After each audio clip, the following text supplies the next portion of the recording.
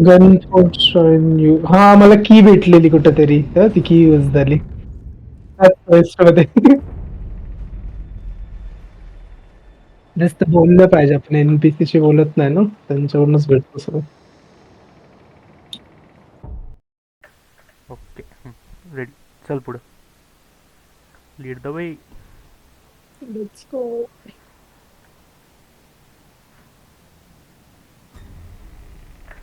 फक.